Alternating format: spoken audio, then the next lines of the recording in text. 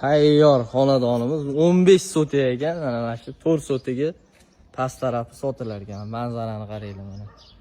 Hamma joy zo'r ko'rinib turadigan. 4 sotiga mana shu joydan sotiladi yoki 2 xonadonga barteri bor. Manzaraga gap yo'q, ochiq, shamol shunday bo'lib turadigan. Hamma xonalarni tayyorlab qo'yishgan.